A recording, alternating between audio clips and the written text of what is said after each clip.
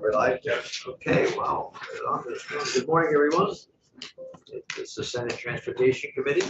It's Thursday morning, January 19th. Hard to believe, January 19th is here. We still don't have any ice on our lake. Snow on us. Yeah, so That's definitive. it's a lot. We know you're here. Okay, good morning. And the first item this morning on the agenda is civil rights, agency of transportation. Good morning, ladies. Good morning, welcome. And who we have? Laurie Valber. Yes, indeed. Who wants to lead off? And Colleen. Colleen Montague. Okay, so however you want to take it, it's all yours.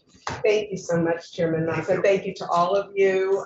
For the record, my name is Laurie Valburn. I'm the Director of Civil Rights at the Agency of Transportation, and I'm here this morning with Colleen Montague, who's the Deputy Director of Civil Rights and also our agency's Equal Employment Opportunity Officer.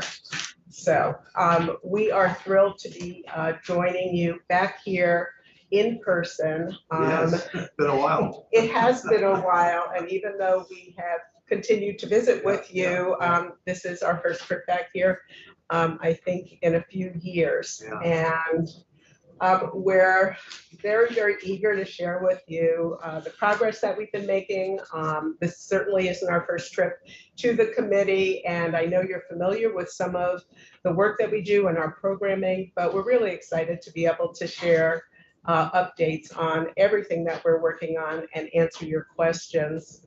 I think that sometimes when folks hear civil rights is coming, there's a little bit of trepidation. What are we going to hear?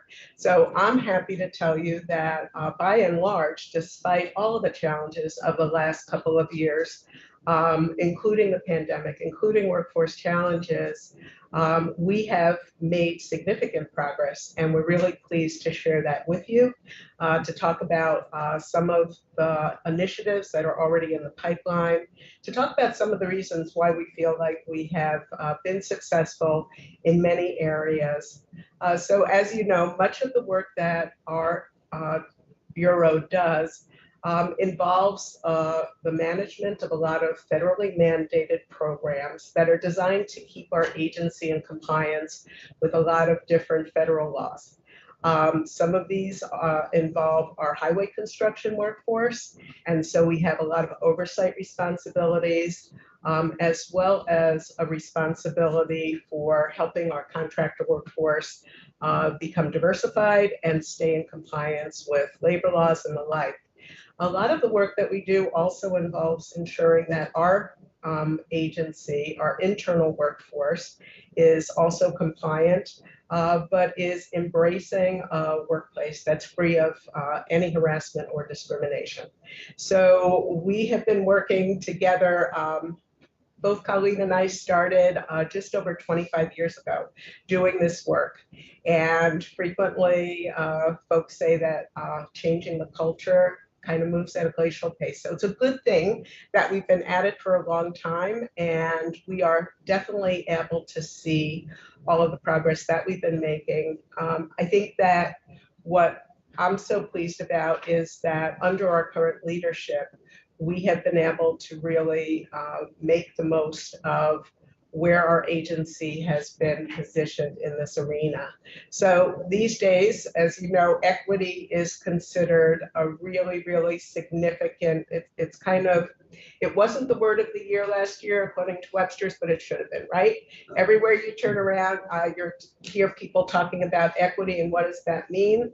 And I think every organization is striving to ensure that they are becoming much more mindful, that they're embracing equity, viewing all of their decision-making through an equity lens, and being able to create a culture that is inclusive, that's free of any harassment and discrimination, with a diversified workforce. Everybody recognizes that there's value in doing that these days.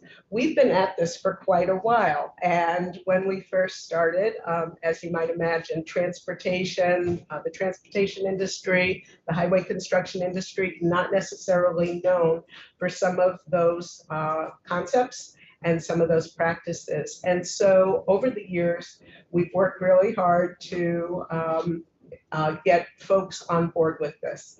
And I'm pleased to say that we're getting there. This definitely takes a village, as you have probably heard. And these days, we've got that village that is really supporting all of these efforts. Our agency is currently in receipt, as you know, of a lot of infrastructure funding.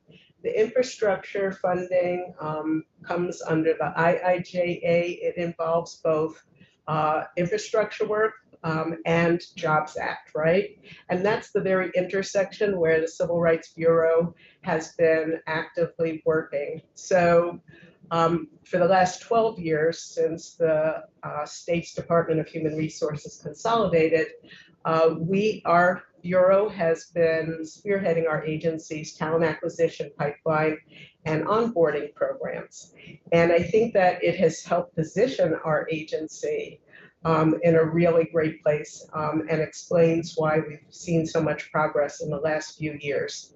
While many other organizations in Vermont and elsewhere have experienced a decline in representation of women and people of color in a lot of their job classes, we have in fact been able to make strides and progress in those arenas, both in our internal workforce as well as highway construction workforce. And Colleen will be speaking to that in a few moments. Part of the reason why I think we've been so successful involves the support of our leadership, particularly our current leadership. So Jana's team in her division oversees all of the agency's strategic workforce management, as well as you heard yesterday from our performance group that is involved with a lot of work in innovation, data collection, and management. So we get to benefit from working closely with them. Much of the work that our team does involve the collection and reporting of a lot of data. Our federal funding partners require that. It's part of our assurances to them that we'll not only have a workplace that offers economic and employment equal opportunity, but also we need to show them in the form of many different reports. Some of them are statistical, some of them are our program plans for all the different programs that we manage for the agency. And so over the last couple of years, we've been successful working with the performance group to build out dashboards, working with our partners in the Agency of Digital Services to make sure that we're able to automate the collection and analysis and reporting of much of the data that we do. And we're grateful for that as well. Good, Joe. I have a question. It sounds like, well, first of all, the state of Vermont gets a lot of federal money in a variety of ways. But as you're describing it, one of the biggest areas, obviously, of federal match is in healthcare. And it sounds like the federal highway or the transportation entities make your situation regarding these reporting requirements somewhat unique relative to other areas where federal funds are coming into the state. In terms of the reports that you have to comply, I know you've had other labor laws. That's true. The nature of your work. Are there any other parts of state government that actually have the same level of accountability and data reporting to the federal government as exists in transportation? It's a great question and a great observation. So I think that there are other parts of state government that may be more focused on particular either industry sectors or aspects of the reporting process. For us, though, we really do run the gamut. We're collecting and reporting on demographics for our workforce, both internal and external. As you said, we have responsibility for oversight over all of the Davis-Bacon wage laws that are applicable to almost every single federally funded construction project that we do. We also have this responsibility for reporting on our Title VI program, our ADA program. We have 2 affirmative action programs that have been mandated by U.S. Department of Transportation for almost 40 years that are designed to help the contractors diversify their workforce, as well as ensure that all of the contracting opportunities are made available to businesses that are owned and controlled by women and people of color. And we have an enormous amount of data collection on that as well, and reporting on that. So it really runs the gamut, and for that reason, as well as reporting on any types of discrimination investigations that we're conducting. So I think it's the scope and breadth of the reporting that maybe is greater than a lot of other state agencies. I think that it's also, we've been identified as kind of the lead agency in a number of areas for our data collection and reporting. And we work with other parts of state government. I was wondering what your work, and because you're doing so much of it, and you serve in sort of an advisory capacity for other parts of state government. I think that's true. I think we serve in a lead role. I know that we are frequently consulted by other agencies and departments, particularly that are looking to establish for the first time, let's say a Title VI plan, or are looking at our ADA program or similar types of programming, certainly in the area of diversity, equity, and inclusion. So do you work with Susanna Davis? Yes, frequently. The past few years, her office and Susanna have provided tremendous leadership, and also have helped to bring together a lot of the different state agencies and departments. She has established a network of equity liaisons across the state of Vermont for the executive branch. It's a very active group. Are you that liaison for DOT? I do serve as one of the liaisons. Jane is also one of the liaisons. And so our agency is big enough that we have a few liaisons. I believe Michelle Boomhauer, our director of policy and planning, is a liaison as well. But we meet pretty frequently during legislative session every week.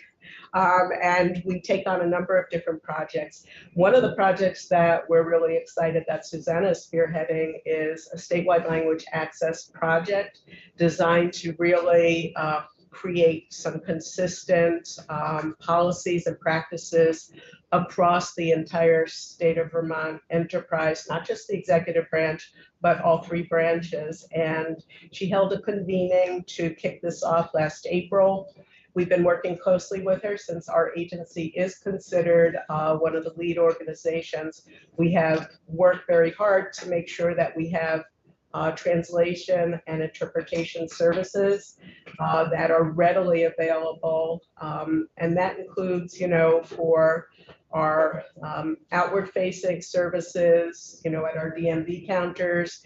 It includes digital services. It includes making sure we have interpretation services for deaf and hard of hearing, public meetings, trainings, and the like. So we've been able to provide Susanna with all of our experiences, the costs that we've incurred for translating vital documents and the like. So that's been a great effort with her. Other collaborations across state government include, in response to the new environmental justice bill that passed last year, Act 146 is something, 164 rather, is one that we are working closely with Agency of Natural Resources and other state maybe government. not everybody's aware of Susanna's office and role. Maybe you could just give a little description. Sure. So since, Or if you already know, fine, but. well, the office and the role was created by the legislature back I know, back but in so. 2019, and it's been a tremendous, it couldn't have come at a better time, and it showed a lot of foresight because it is, she has been able to help to provide such great leadership at a time when it's most needed, not just for state government, but across the board for all stakeholders. And so the Office of Racial Equity was created. Her position was created. She was an office of one for a couple of years. We all wish that she could have been cloned. And last year she was able to expand her staff, again, with the support of the legislature, to include an outreach and training coordinator, as well as policy and data analyst. This year she's expanding yet again to have a director of racial statistics, mostly focused on criminal statistics, but it's something that I think is going to continue to be a great clearinghouse. And even though it's the Office of Racial Equity, Susanna has really taken the lead with respect to helping to assist all state government with our efforts in diversity, equity, and inclusion. We also bring to her some of the things that we're working on. One of the things we're working on right now that we're excited about is a mapping project using Census Bureau data. And in-house, our team has been able to create some dynamic maps. Up until now, all of our Title VI plans have had static maps to show the distribution in the state for everything from lower income, linguistically isolated, people who are of different races and ethnicities, so that we can target our outreach and make sure that we're including them in all of our outreach and delivery of services. With the help of our team in our mapping section in policy and planning, we've now been able to create some dynamic maps that will be launched on our website probably within the next couple of months. And it enables users to be able to go in and to drill down to the block and census tracts. And it's opening up a world of information. And so we shared this with Susanna and her team. First of all, we wanted to vet it with them and make sure that they thought we were heading in the right direction, but also it is going to be a really useful tool for other parts of state government as well. So I don't want to preempt a lot of the other information, and I am going to punt over to Colleen so that she can share with you one of our programming areas that we're really most proud of. So for the last 12 years, we have managed our agency's talent acquisition and onboarding pipeline. I really feel like our agency leadership in entrusting that to us has positioned our agency in a great place. I can't understate or overstate rather the value of having all of our outreach and recruitment, our hiring processes, as well as the welcoming of new employees to our workforce under one roof. And we've been particularly successful at a time when many other agencies and departments and other employers are really struggling to fill vacancies. So I'll let Colleen share with you some of the good news, not only in the numbers, but also in the distribution. When someone's hired, do they have to go through a training or course on, okay, everyone, every employee? It's one of Colleen's favorite topics. Oh, okay. And we have a lot of complaints throughout the year from employees. We have so many employees that a lot of complaints about. I can talk to that a little bit. Right, we'll probably get to that. Yeah, do you want me to? I can answer that question now. I just want to okay. clarify, go back. The Department of Human Resources. Yeah. Could you explain, do they have an embedded staff at the agency? Is it like digital services where they work officially as employees of the Department of Human Resources, but they're embedded in your offices and support your daily work? They're on the next hallway And it's on this over front from us. I just We're wanted to make, co-located. I just wanted to make sure I understood what you were saying correctly, that they provide that function for the agency. And then there's consistency across state government because they're of the fact that they're working for the Human Resources I'm Department. happy to describe how we partner with them and what that looks like and what their role is versus ours and give you a Well, years picture of our ago, agency. every agency had their own personnel officers. Exactly. And that ended up having some disparate um, uh, situations, I guess. So I just want to make sure that I was understanding what you're saying. You're absolutely right. And since the consolidation in 2010, they have we have a field staff from Department of Human Resources. They're embedded with us. They're co-located with our team as well as the legal team at Berry City Place. We kind of share custody of a few different areas. We really make the most of that. We don't butt heads, we leverage that and we partner together, and we sometimes refer to some of our work as a three-legged stool, along with the work being done by Christine Hetzel, the Director of Organizational Development, and who heads up our training center, who you'll be hearing from tomorrow.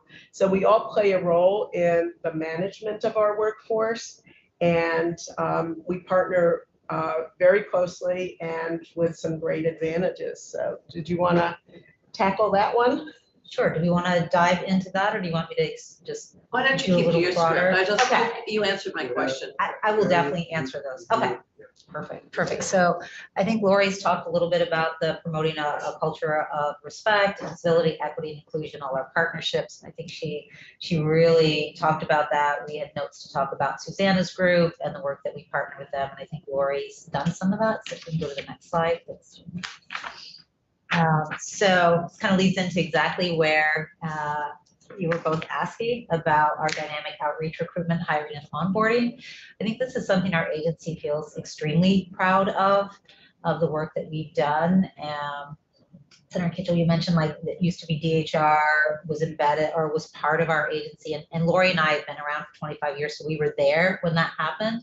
And I will say, even when they were part of our staff, our civil rights unit still got very involved in the outreach, in the onboarding. We did a new employee welcome and things like that, always in partnership with them. And when that changed, we still owned some part of that. And it was really important to us as an agency to let our newest employees know not only about their benefits. DHR did a really fantastic job of that. They continue to do a fantastic job of that, but really introduce our agency. Who are we? What is our culture? What does that look like? What does it mean to be an employee of the Agency of Transportation? We are very broad, very diverse, everything from DMV, people plowing, people designing the roads, our policy folks. So it's not necessarily intuitive when you join our agency. We're about 1,300 strong, give or take, depending on where we're at with temporary employees. And so that's been something that's been extremely important to us. Lori and I have been doing this. You remember more dates, but when did we first introduce new employee welcome? 2001. 2001. And we still have employees who talk about that and that onboarding, right? Including one who happens to be on our staff who's very, very active, Ann Morse. And so we look at that, and we want to set them up for success. We previously had done a 2-day onboarding, and the reason for that was not only did we do some of the training around, civility and respect. We do a training called Ouch, which I think maybe you folks have been over the years, had an opportunity to view, but it gives people the tools and resources to deal with, it's good communication tools, it's good conflict resolution tools, it's good customer service tools. And embedded in that is if you are speaking that way to others, you're obviously creating a level of respect and reducing your biases, right? So it's something we look at holistically in every training we do, everything from leadership and things like that. But back to the onboarding, and this kind of goes past the dynamic outreach, but I'll start with the onboarding. You used to call it orientation. We did. And so But now we have a new name. So many functions, huh? Absolutely. And some people refer to it as NEO, like employee orientation. And we named ours new employee welcome. And how we differentiated that was the welcome was really welcome to our agency. Who are we? What are we about? So as I mentioned, it used to be a 2-day event. And the reason for that was we had people in our agency that said, I want to be able to get in front of our new employees. I want to let them know how to get a business card. I want to let them know, how you rent a vehicle. I want to let them know what plowing season and all those kind of different things look like. and including our partners at Employee Assistance Program, wellness, things like that. So we did that, and then pandemic hit. We thought it would be a couple of months, and we're like, okay, we'll ride this out, we'll be good, and but we were very aware that time was ticking, and we had new employees coming on board and not feeling that they were supported. So myself, Lori, and Ann worked on how do we do this virtually, and we came up with a model that honestly it's been phenomenal, and the feedback we get not only from supervisors and employees, I personally believe is really helping with some of that retention. We are, as Lori mentioned, in this really difficult workplace environment or era right now where it's difficult on all employers, right? So when we do get people, we get them to our table, get them to our agency, we want to make sure we keep them. So how our onboarding looks like is they'll come on board, we'll send, an email to their supervisor saying, hey, congrats on hiring, so-and-so, and here's what the program will look like. And it now goes over the span of 6 months. That's typically for a state of Vermont employee, that's their probationary period, unless they're coming from a different agency. But for us, that's predominantly those folks. So it gives us this opportunity to meet with them once a month in shorter sound bites and let them kind of almost spoon feed them the information, because like any training, if you don't take it away and use it, it can get lost. So in a way, taking our 2 days and spreading it out over 6 months has really provided some, in my opinion, really strong employees who I've seen be very active in their roles. They've sat on committees, they provide information, they do our strategic workforce committees, they get involved much earlier, right, in the work that we do. And so it is the 6 months. 1 month they do a training, it's a couple hours. The next month they'll meet one-on-one with what we call an ambassador or a concierge or a buddy. And it just allows them to sit down and talk like, how's it going? How are things going with you? Because we can do it virtually, we can meet every employee around the state. Doesn't matter whether they're in a district garage, or district garages are amazing about, and they've got so used to technology over the last couple of years of being able to sit down, have those one-on-one meetings. Opportunity to meet our leadership. They come in for one of the group sessions, opportunity to meet wellness and employee assistance program. And then we have kind of a midway check-in, and then a final check-in with them is really all about, doing individual development plans, making sure we're setting them up for success. Would they like to work with a mentor? We bring their supervisor in. It empowers their supervisor to know, I need to also be involved in your development. I mean, all our statistics show, and I have no doubt Christine Hetzel may even talk about some of those employee engagement statistics when she comes in, but as we do our research and stay plugged into that arena, people who are engaged are more likely to stay. They're more likely to kind of raise their hand. They're more likely to get really involved and feel passionate about the work that they do. And so a lot of our premise on our onboarding goes around that as well. And by inviting their supervisor into that last meeting, that last one-on-one, and talking about, maybe doing a mentor or an individual development plan, also helps reset maybe a supervisor who maybe hasn't onboarded somebody in 4, 5, 6 years, right? Let alone virtually. And I think what we're realizing from that is it's really empowering them and making them feel part of that journey as well. Makes our employee feel really empowered. It gets them across that finish line, what to expect when they do their performance evaluation, those kind of things. So I'm really proud of it. We get emails all the time. I forward them to our leadership to say, here's another, satisfied customer. And it's not always the employee. A lot of times it can also be the supervisor saying, thank you so much for the support. Do you have different programs for different employees, like the road crews, and then you got office personnel, or are they generic? It's pretty generic, because it's really like, as we talk about safety, okay. The groups where they come together, it's really nice, because in that virtual space, you'll have somebody who plows the roads. Yeah. You'll have somebody who works in an office space, Okay. somebody does, they get to kind of know as well what each other does through those conversations and the activities. One of the towns like to hire our people because they're all trained. We've got a few back, which is good. And but it's a great question, but we're mindful, and that's where the one-on-one conversations are really helpful, because if somebody is, like, say, one of our maintenance workforce, they're really struggling on something and they don't feel as comfortable with technology or sitting in the classroom or whatever that might be, having that one-on-one person, they've developed a level of trust.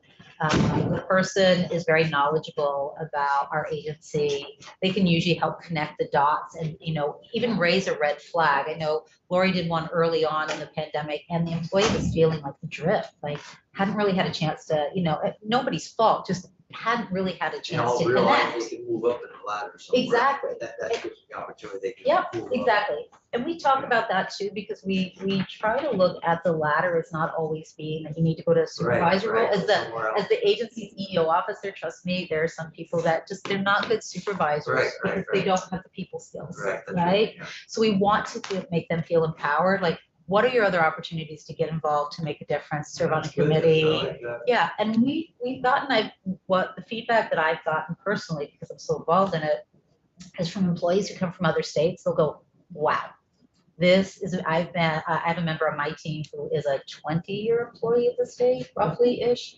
And she said to me, and I know it's not just because she's on our team, she said, Colleen, I've never gotten anything like this in all my career here in state government. I feel supported. This is really great. It kind of, really pushes them forward outside of what our little niches of our agency, because we're all connected, right? The work that we do impacts others. And I just have found that really helpful. I think it energizes us. As you can see, this is a topic I feel very passionate about. I think we're fortunate to have people like yourself, both of you, really dedicated to this thing. We enjoy it. Thank you. Yeah. And that's important to have someone who really can set up the whole program. Yeah.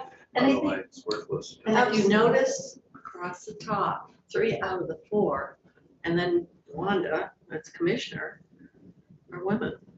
Well, great observation, Senator Kitchell. I So, Point that out. wouldn't say that. but honestly, It's changed, yeah. it's changed dramatically in the 25 years that I we've know. been here, and this goes to the whole point of you got to see it to be it, right? So it's all well and good for leadership to embrace It's not just concepts. gender, it's gotta be competency as well. Oh, absolutely. Well, we've been Regardless. blessed with having some real talent. I wouldn't challenge either one of you. I think you're both on your game. And what about me? Yeah, I wouldn't touch you. Well, I think, as Lori mentioned, we've both been around for 25 years. That's important. well, you would have been here when AOT was the subject of lawsuits. Oh, Correct. and Yes. sometimes intimately involved. Well, intimately involved In the because we sense were of part of the investigation. investigation. And, we've always tried to see those as opportunities to not just treat them as one-offs. Let's face it, no matter how much training we do, no matter how much vetting we do, and no matter how much leadership support and the training of our supervisors, people are still going to sometimes do dumb things or offensive You're dealing things. with And Floyd or everything. Yeah. our role has been, so Colleen rides shotgun with the Department of Human Resources on any internal investigations of misconduct that involve harassment, discrimination, bullying, and the like. I'm pleased to say that we've seen a tremendous lowering of that.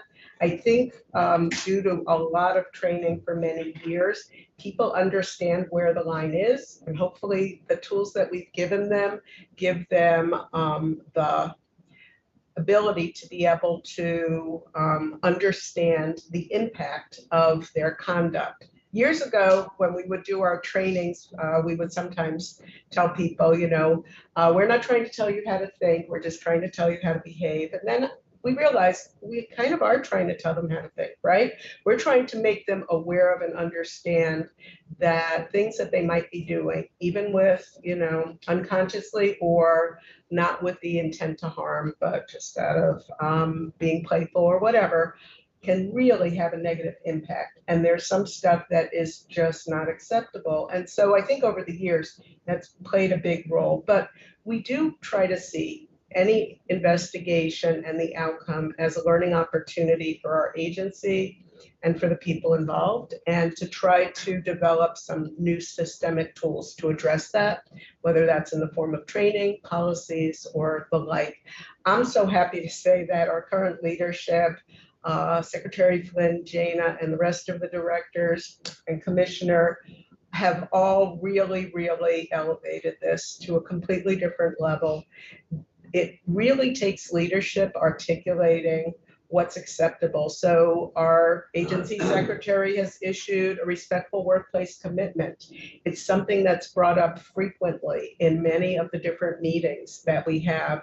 And we're given the opportunity to be able to provide the training in a way that it isn't just a one-off. As Colleen said, it's really something that we've tried to embed and bake into our entire culture. So all training that takes place, in theory, has diversity, equity, and inclusion components, in addition to the ones. Senator Jim, Yeah. I didn't mean to cut you off there.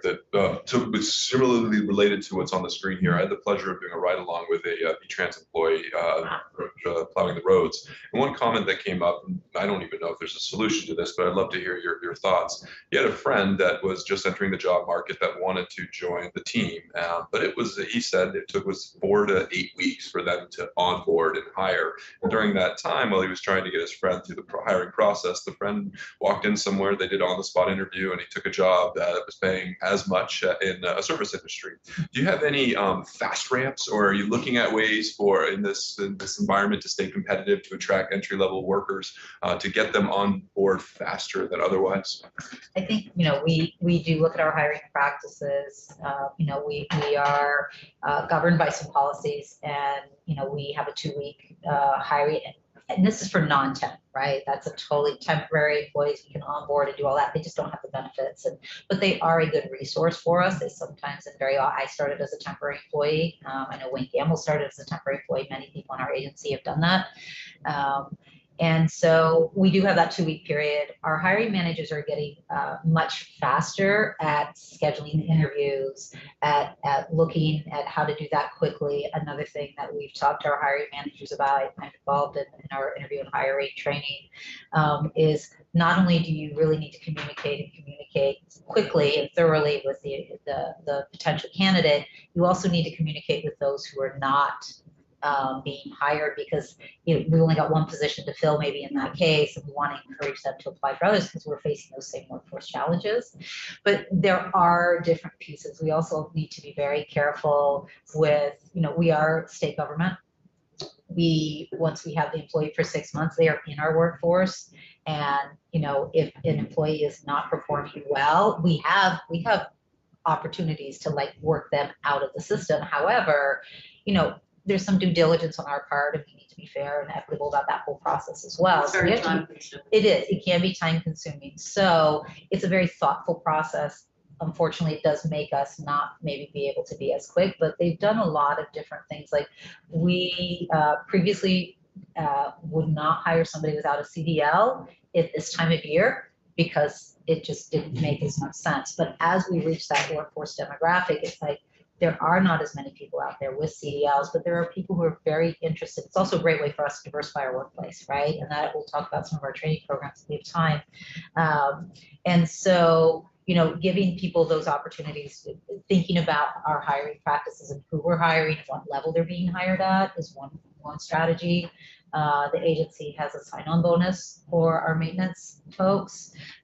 Things that we've talked about is really promoting ourselves better, in the sense of some people just see the hourly rate, and really promoting that holistic view of working in state government, the benefits, what that looks like, and getting people fired up and excited about the work that they do, and feeling welcome when they do come on board, right? Because our employees are also our greatest assets, in the sense that they're the ones out there in their communities saying, hey, this is a great place to work, right? Or it's not a great place to I work. didn't realize you employed 22 students from the last slide, Yeah. summertime. Yeah, so it's looking at, sorry, Lori. The intern. Yeah, Yeah. it's our pipeline. I think it's something we've been doing for many, many years. Good, I didn't realize that. We started off with a groundhog job shadow day. Actually, I think about the year after Lori and I started, and it was just to really introduce students to the concept of our agency, because they're our future employees. So we have a really, really robust. That's great. We must work with CTE centers. that Absolutely. do that. Close. They're on speed dial. Ann Morse in our office has really built connections. Sorry. No, that's good. We have access to the employee surveys that all the agencies do. Yes. So, but we could see how that's what the results have been over the years? For the employee engagement surveys, the engagement yeah, surveys. that they were talking about yesterday, and I suspect Christine will talk about tomorrow as well. Sure, those are actually available online, and you can drill down to see the employee engagement results, I believe, by department or Okay, so it's just agency. already all public It information. is public human information resources. on, yep, it's on the DHR website, and for our agency, it's actually broken out by DMV and then the rest of the Right. agency. Okay. And do you do any surveys of the customers? So So, like whatever it was, 6 years ago, or maybe it was, we had issues with some, either New Americans or some others that had some complaints about how they were treated at DMV stations. And I don't know if we / you at AOT ever try to reach out to the consumers, the Vermonters that are interacting mainly with DMV, and just seeing how they feel they're being treated when they go up to a window. I do know that DMV has the nice little like buttons that you can press. I believe, I'm not sure if they're still at the State House or not, to sort of say how satisfied they are. I can't speak to what any kind of survey or information they're doing. I think how we've also approached it is that learning is some of our recruitment practices and diversifying our workforce is I think what's helping and will continue to help DMV is now when consumers go in, they see people who look like them, right?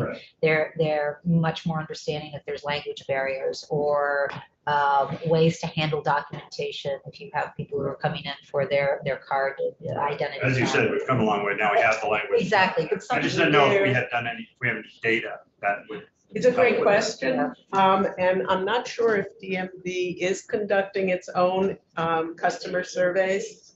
They do, Jada Morse, Director of Finance and Administration, for the record, and be happy to have Commissioner Maloney follow up with you on the work that they're doing with respect to customer surveys. So Colleen mentioned that we now have people working at our DMV. This has been one of the areas where we've seen so much progress and improvement. Beginning about 10 years ago, we started having certain hiring and interview and hiring practices that started in our maintenance workforce to try to ensure that folks that are eligible for vacancies would actually get a foot in the door and at least get an interview and start the conversation. That was so successful that it spread to the rest of our agency about 4 years ago. It has made a tremendous difference in moving the needle. When we have folks that are invited to come in for an interview, we see a dramatic change in the hiring practices. So as you could see from the slide, we had a banner year in 2022. We had 178 new hires, which is an agency record. We were rebounding, of course. It's huge. That's just a permanent Under employee. these times, it's a difficult time to hire anyone, is there? Limited service would be included in that number. Limited service is included, and that included about 21 limited service in that 178. But honestly, what we're so pleased about is not only the number, but the caliber of the employees, the fact that we are seeing, thanks to the new employee welcome program that Colleen was describing, a fairly high retention rate of our new hires, which is not necessarily the same as being experienced in other parts of state government or in other organizations. So we're pleased overall with the progress for this past year. People of color made up 11% of our new hires. That's dramatic, and it was across the board and in every part of our agency and in all different levels. When we talk about you got to see it to be it, it is making a huge difference. So in moving the needle for us, same thing for our external workforce, where this past construction season, for the first time ever, we managed to break the 10% ceiling on non-clerical females in our contractor workforce. That's pretty dramatic. That's a first for Vermont and a first for our contractors, and way in excess of the federal goals that are placed on our projects. I know that we've run out of time, and we have so much more that we would like to share, but. This is a very, very good overview. I learned a lot on this. This is good. Well, thank you. That's good, Joe. How many more slides do you have? Probably about 6, and we could do a speed round, but in brief, we have a disadvantaged business enterprise program that's designed to ensure that businesses that are owned and controlled by women and people of color are also being given contracting and procurement opportunities. We added 70 new businesses to that program this past year, and we achieved about a 5.5% participation goal on our federally funded projects. Those are the funds that went to our certified DBEs. We're considered the lead agency in the state for that program. We also have a small business program that all small businesses can sign up for. It means that they're automatically included in an online registry, which is searchable by keywords, et cetera. So we encourage that as well. We have an affirmative action program called the On-the-Job Training Program that's mandated by Federal Highway to try to help our contractors diversify their workforce. And we've used the funding from that program to also help women and people of color get their CDLs. Over the last 20 years, we've helped over 1,000 people get their CDLs. What's great about that program is that it is about 30% new Americans, and we've been able to overcome any of the language barriers and work with adult basic education to help people get there, in some cases to regain their careers and their occupations. On our contractor compliance side of the house, we've already spoken about how well we're doing in the area of diversification of the contractor workforce. We've also seen an increase at a time when I know our contractors are struggling to fill a lot of vacancies. We're eager to support them so that we can get a lot of work done on our projects. But this past year, we saw an increase in the size of our contractor workforce. It consisted of 1,320 employees that were working on our projects during the peak month of the season, which is the month of July. Our office also manages Davis-Bacon and labor compliance. We've chatted about that in the past. I think that there's not a lot of, there are pending some changes to the Davis-Bacon laws, but by and large, that's been around that program for about 100 years. We've tried to come up with as many ways to make that more user-friendly for our contractors. So I think we've reached the end with our very last slide, and it's sort of just confirming we're tasked with doing a lot of things in order to keep our agency in compliance. The way we've always tried to do it is not by wagging our fingers at folks, not by playing gotcha, not by being reactive, but really trying to be proactive, developing the tools and resources to help them, building relationships of trust so that they come to us rather than trying to sweep things under the rug, and enjoying tremendous support throughout our agency and particularly with our leadership. So, is there any possibility that members of this committee could apply for a job? Absolutely, we would welcome you. My daughter next summer, I'm gonna sign her up for that internship. Absolutely. It's a terrific program.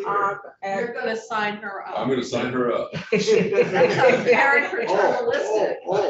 Have you talked to her about it? Encourage her to look into Okay, it. that sounds better. Well, we also have a summer transportation institute. Watch that, watch that. We have a I went summer, to training. I think, Yeah. I was gonna say, I think we need a little training. well, we have a summer transportation institute, which is like a camp, and it's free. We get federally funded with it, and it is a great opportunity to teach that a next coming generation about our industry. Our agency gets very involved in that. It likely will be residential. We have our funding for it. We're in the process of planning right now. It is, do you remember the dates for that? Yeah, so it starts, I believe, it's the first full week of July this year. That will be the residential high school one on the campus of what's still Vermont Technical College and will be part of the new Vermont University. I believe one of your next speakers actually had a camper in the program this past summer who did extremely well.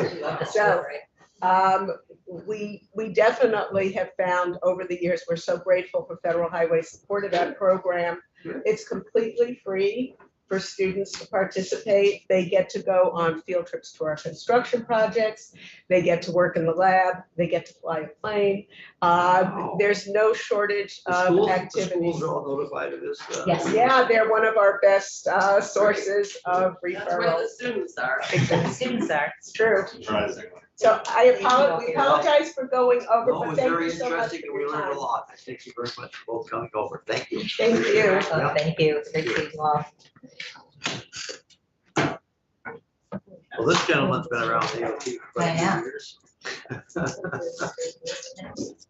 talking about it, he doesn't even listen. See all the power. I see.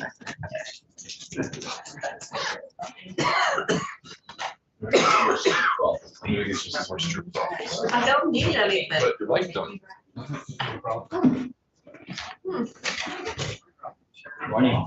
Bring it back to it. Okay, thank you so much. Well, thank you. Have a nice day. Appreciate it. Thank you. Thank you again. Have Thank a you. great rest of the week. Thank you. How many years you been there now? You've been there a long time. Yeah, I'm on my 25th. Okay, I was been a Yep. while, yeah. Well, we had that one employee who'd been there 60 years. Yeah, He would have had maybe right out of high school. yeah, I would guess. Otherwise, Wow. yeah. Is it mid-80s? Is that Mark Kingsbury? I don't know. They didn't say the Mark. name. Well, if you were 18, Right, you're 60, 78, we got that, look at the number of legislators are in that age group. Huh? Don't look at me. Now let's look It's a at it. lot. Don't say it. You should- I'm not saying a word. Okay. No, listen, we just went through a little discrimination training. I'm not saying nothing. They're all watching. Yes. Do you want my one copy? I don't need. No? Okay, good. I brought all kinds, so, just to be sure.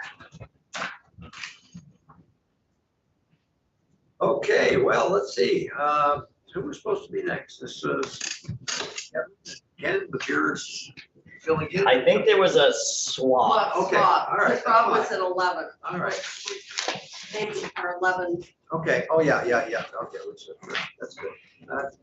that's why. Okay, tell us what you're gonna do this morning, Rob. What is your section here? So, Project delivery. yes, I'm here today to give you, and I'm just waiting for my teams here to, Okay, we're jumping over to the 11 o'clock section. Okay, yeah, project, I'm here to give an overview of the Project Delivery Bureau. okay. Which I think you guys know pretty All well, right, but those out there who are listening, we are switching, Rob White will be with us for project delivery to tell us an update on that. And your staff are remote or, I mean, normally you have a lot of people. From Yeah. You seem to be here all by yourself. Must be they trust you. well, so yesterday we were in the house and I had all of them here but one. And then today I thought, well, they can all be remotely. I think for the most part, you guys know most of them. There are 2 new members. And I'll actually go over Jesse, that. Joel, yeah. Yeah, Jesse and Joel.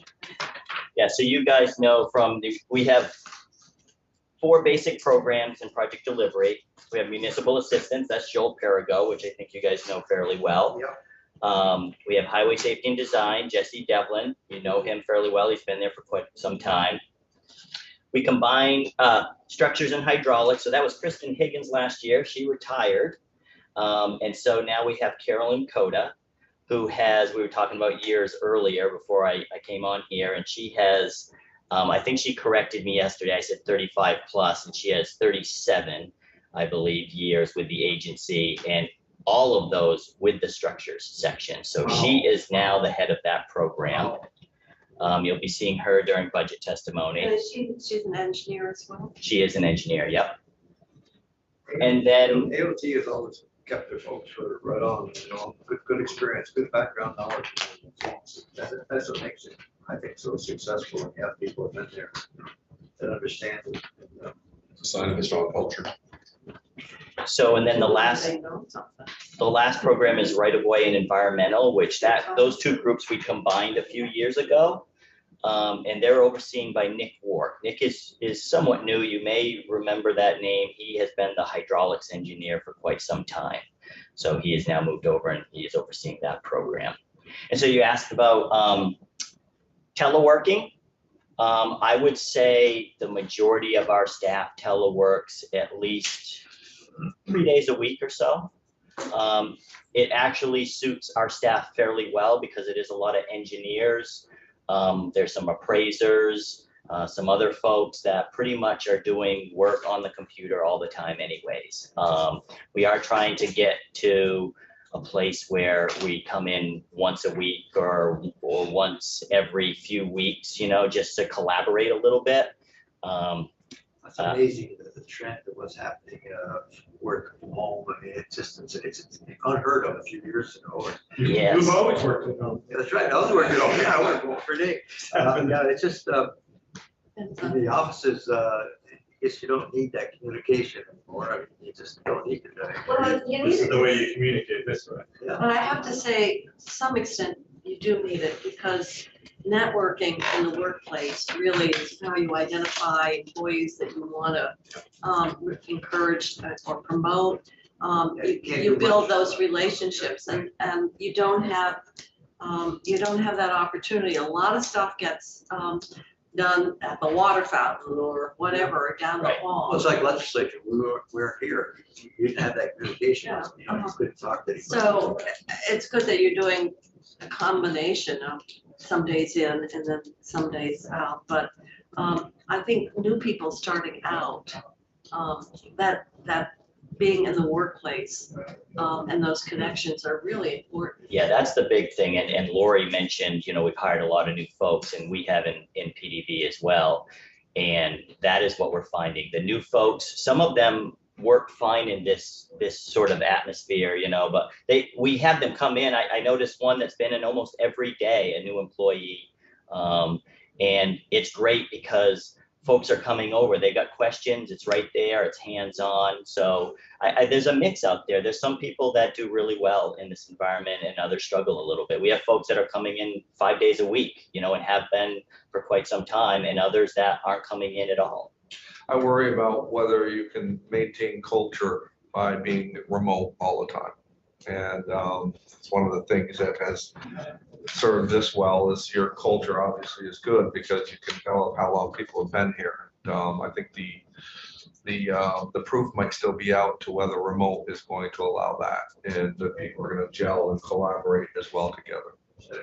That's why I focus and define tasks work really well at home. When I need to grade papers at home, it makes a lot of sense. But when you need to build consensus, when you need to collaborate, when you need to be creative, it's really important, those water fluid things. So it depends on the nature of the work, and a lot of jobs these days have a little mix of both. So that's why it's good to be adaptive and flexible, which it sounds like you are. Yeah, and it is amazing how we have, you know, switched so quickly, because I worked on the state telework policy years and years ago because we were having a hard time hiring appraisers in right-of-way. Many of you remember that I was the right-of-way chief for quite some time, but so I worked on that just to help them so we could broaden out and allow them to work from home. And when we got it put in place, you know, there was very few people that took advantage of telework. And then when COVID hit, you know, on a Thursday, we told everybody don't come in on Monday, right? Stay home and work. And I'm going to segue a little bit into a question that we got from House was about our performance. And, you know, we strive for putting out 80% of the projects annually.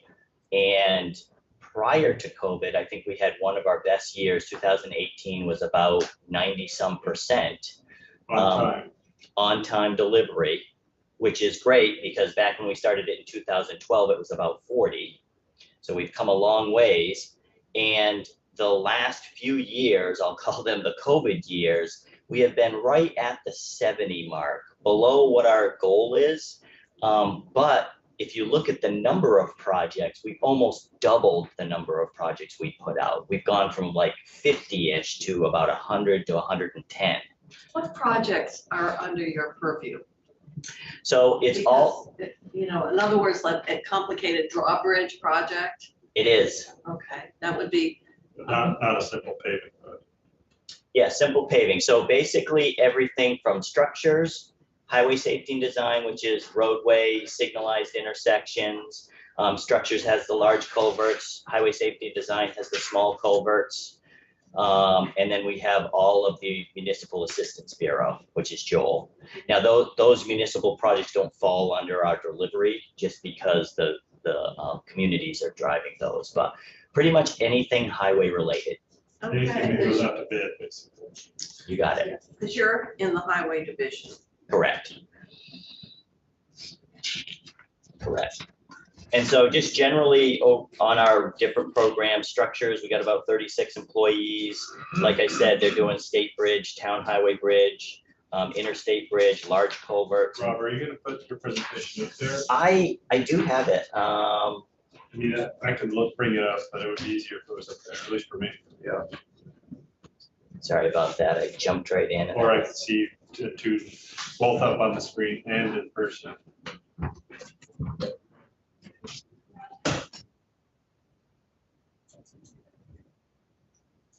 Like, did I request sharing? Okay. Yeah, I just made you your co-host. co-host now.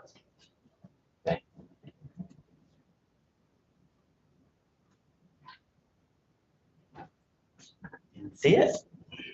Yeah. What town is that? Behind you on the photo? That's, I think that's Burlington. That looks like the Burlington Oh, waterfront. Oh, that was the day that they took, the first day of the train. Yeah, I think highway, we've been using the bridge one, which has a red background, and we've been working with Burlington and Winooski on the Winooski Bridge, which is a pretty big deal. And I want to see the drawbridge up there. when I meet with them, I put this up. So We've seen that drop bridge. Just a couple times. We've got, I'll take you up there, we'll take a look at it. Yeah. We want to go inside the pier. Yeah. oh, here we go. You go down there. Gonna help with our housing shortage. Somebody could say they live under a drum. troll. Okay, sorry about that. That's okay. So this was the general breakdown that I mentioned before: municipal assistance, highway safety design, structures and hydraulics, right of way and environmental. Those are our 4 programs. Like it, Pet, I'm gonna see that, okay. We are in the highway division. As his favorite. Yeah. And then just going through each one, structures, about 36 employees, like I mentioned, state bridge, town highway bridge, interstate bridge, large culverts, and they have the hydraulic design section. Highway safety and design, that's Jesse Devlin, 26 employees, basically overseeing the roadway reconstruction projects, paving, intersection improvements. Yeah. Yep, Plan. Pier structures. slope and ledge stabilization, and then they have the small culvert, which is the less than 6 foot diameter culverts. You're gonna have fun driving on that whole way. It all depends. One lane. It'll be, if it's like the paving on the Route 2 on the Bolton Flats, there were long delays. Like I mentioned, right away and environmental were combined. This first part, it's 55 employees total now. The first part is the right of way group: geodetic survey, geodetic and route survey, plans and titles, legal documents, appraisals. So you were in charge of right of way, That's right. but now you're in charge of structures. It seems like a very different.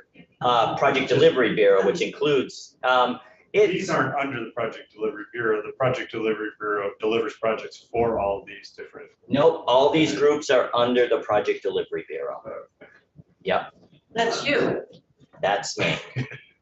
I'm just saying, to go from right of way to the drawbridge is quite a different You got a lot of complaints. scope of work. It is different. You know, I spent 12 years in right of way and gained a lot of experience there, but I had 6 years in municipal assistance. Back then it was called LTF, Local Transportation Facility. So I have 6 years there with project management.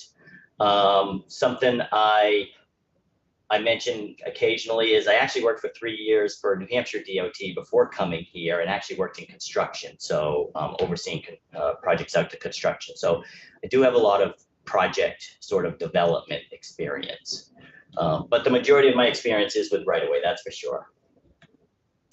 And then their other half is the environmental section. Of course, they're dealing with all our permits, wetlands, wildlife habitat, stormwater, archaeology, historic. all those things. They get all the permits for our projects. The interesting thing about right of way and environmental is they don't just get all those things that they work on for our projects, but they do it for other projects as well. They work on rail, aviation projects, maintenance projects. If there's an impact to private property owners, they get involved in that as well. And then municipal assistance, as I mentioned, that was Joel Perigo. They have 16 employees, and with those 16 employees, they have a lot of grant opportunities, and they put out a lot of grants and a lot of support to towns. Here's a few of them.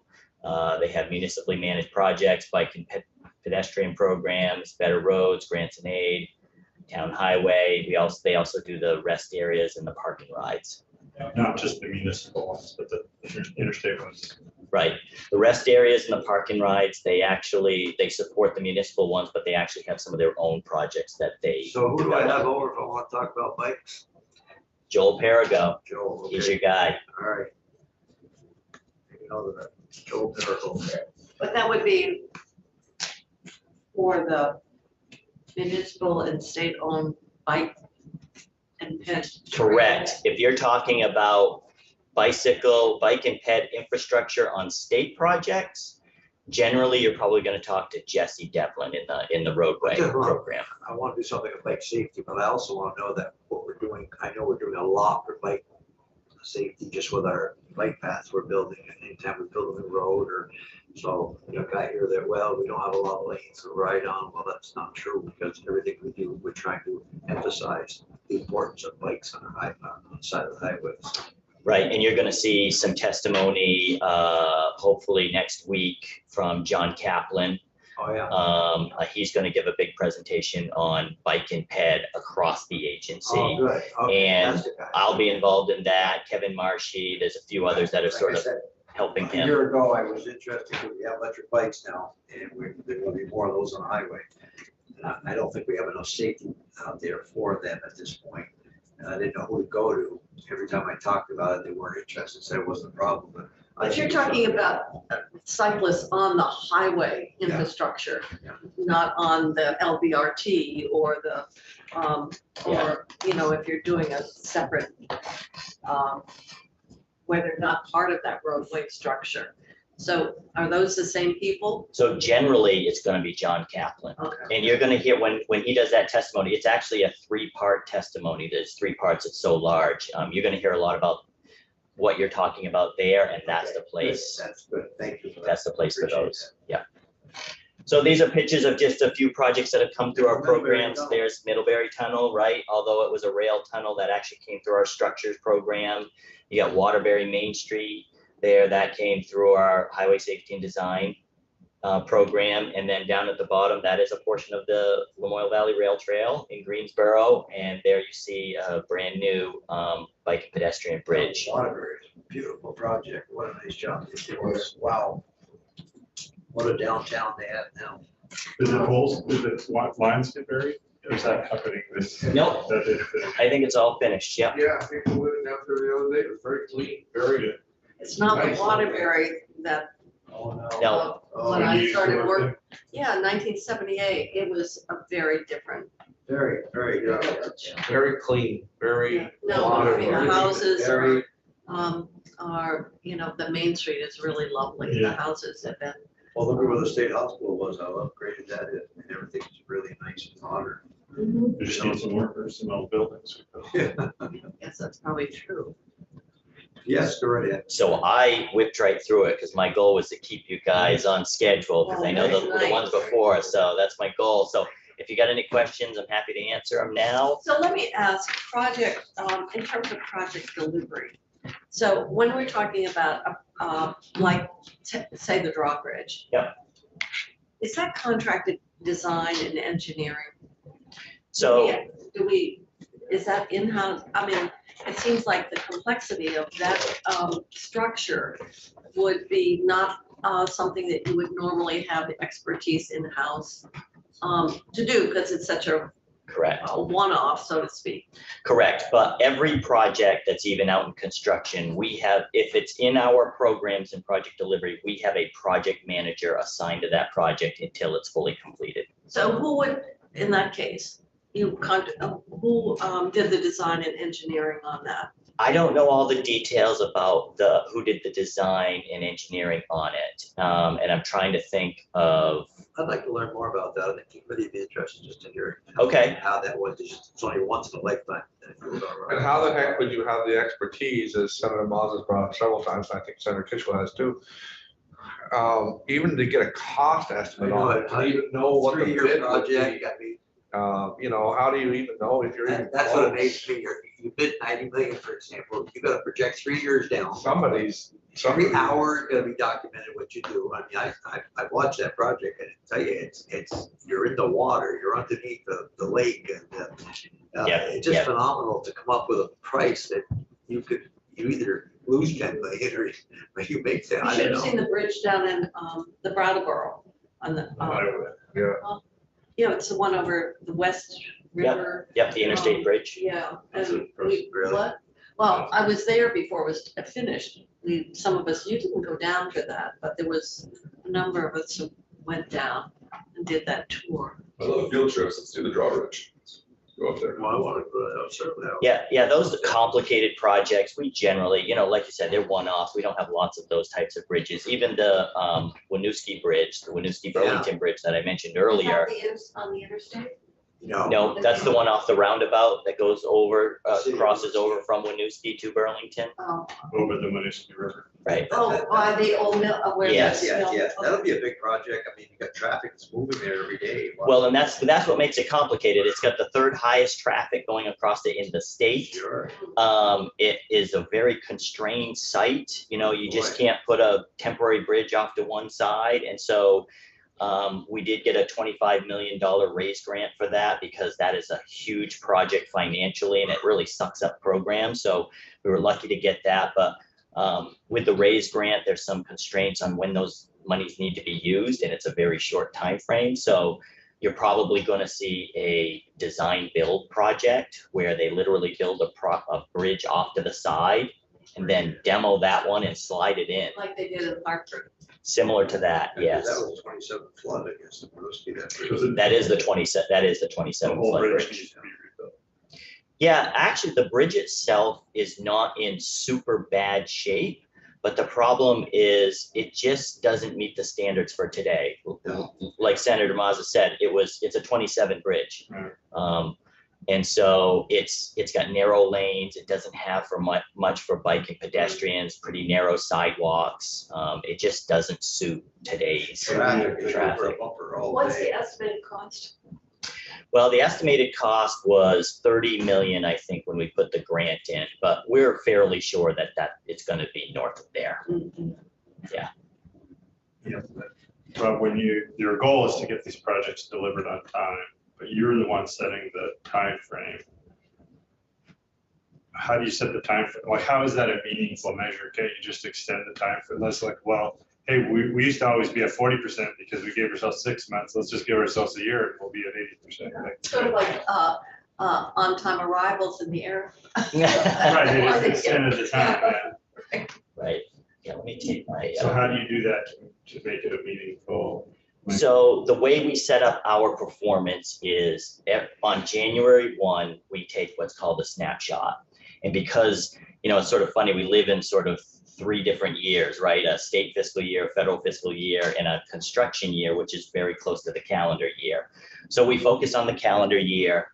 And on January 1, we take a snapshot of all the schedules and any of those schedules for projects that are shown to go out to bid during that time. That takes a snapshot of that date. And so we have to hit those dates within 30 You're days. saying that the RFP is going to get out. That it will go out to bid, be advertised. Yeah. So that's the percentages that you're hitting the advertisement date for the RFP. Yes, and you're right on, if you just look at it at face value, we're only projecting a year's worth of projects on January 1. But like I mentioned, back in 2012 and prior to that, we were only hitting about 40% of our projects. And so This makes a big difference for the contractors. mainly is the reason you want to get a better number. Big difference for them, but it also helps to stabilize our budgets, right? So we're saying what we're gonna build in our budgets, and now we're delivering those within a lot more accuracy. So we don't have to play this game now like we used to where, oh, we missed that project, we got another project, let's pull one in and just shuffle projects throughout the year. So now we have a pretty finite set of projects that we're gonna deliver. You know, and occasionally things are gonna move around a little bit. Inflation is a big one right now that's Labor shortage. causing some struggles for us. So we're having to push a few projects out. But we try to keep them in a, 3 to 6 month window from when we say we're gonna deliver that. Pavers last summer were having a very difficult job of trying to get pavers to work at night. No, they couldn't get night crews. Right. Right. And they used to be able to get night crews and get a lot done at night, Right. no traffic. That wasn't possible last year. It was very difficult. The other thing this does is we work closely with asset management, which you'll hear from Kevin Marshy at some point about that. But, they're trying to determine what projects to do at what time, what are the right projects at the right time. And so that gets pushed over to us because we need to deliver those projects in a certain time window, or potentially that project could be something different if it goes too long. And delivery is delivering it to the public. You're delivering it, saying, here's the project, here's the specs, here's when you bid, all that stuff is what a delivery is. So do you do any metrics after that, like getting the contract signed or? Nothing that we track necessarily. Because that could be delayed. And then after that, it would be kind of the contractor's fault if there's a delay. That is true. And actually something we haven't really run across that much until just recently is projects that we went out to bid and then we didn't award it. We had a few projects that were Where really, you only got one bid. and we had it was- one bid, high price, whatever it was, we decided not to award it. Now, according to the performance, we met our measure, right? We put it out to bid, but now we've got a project that we still haven't delivered to Does the that happen public. frequently? It doesn't really happen that often. As a matter of fact, I can only think of 1 or 2 in the last 5 or 10 years, but this Wow. last year, I think we had 4 or 5. They couldn't get the help to commit. Yeah, we had a couple big projects that were super complicated that came in really high. We had quite a few projects there was just one bidder, which we were concerned about. So I think there was probably 5 or so in the last year that Are got you allowed to delayed. give it to one bidder if there's just one bidder? We are. Yep. Yep, and if we feel, and we have done that over the Probably on past few that, years. how many bidders would you have had on the drawbridge? I mean, that's so specialized, one would think you would only Yeah, have a out-of-state handful, contract. like Ricky, no, it was in Middlebury though. There's only a handful of contractors nationwide that can do stuff like that. And I actually believe they had 2 bidders, but I'm not positive of what the They number have to was. bring all their help, not all their help, but they have to house them for the week, and they were working night shifts, so they had to get places for them to stay. 24 hours a day, many nights, they work 24 hours a day. Is that open? It's back there tearing down the substitute bridge, I know. but it's open, yes. It is It's open. been The new open, it's bridge been is open. open? Yeah. Yeah, it's been, Yeah. they never stopped traffic at all. They did a great job. They built that temporary bridge, which What route's that on? two. Really route to the islands. Yeah. Ribbon cutting, Senator Mazza? Sure, river cut. Right along with the Amtrak to New York? That's right, yeah. The Montreal, you mean? Oh, well, that's the next one now. That's the next phase. We're doing a build, Already we did. did the Richard Mazza drawbridge, right? Right, with the granite bus. Go ahead, don't listen to these guys. We got that on order. Oh, we're having to grant it now? I thought they were gonna do a die cast. concrete. You're gonna put my name in the water underneath the water. Or I know at one time they were talking about etching it on the pier. Yeah. Stop it. Go ahead. That's all I got unless you got other questions. You're gonna be hearing from our program folks here soon, once the budget is out and they'll be in and Tomorrow. So we can have our break now. Okay. And they'll be in at, Break they'll time. be in at 11? Is that what? 11 is, I'm not sure who's coming in at 11. Is that Kevin? Yeah. I think he's the one that I switched with, right, Mike? I think Kevin Marcy's coming in. to We give an allow the overview press on, for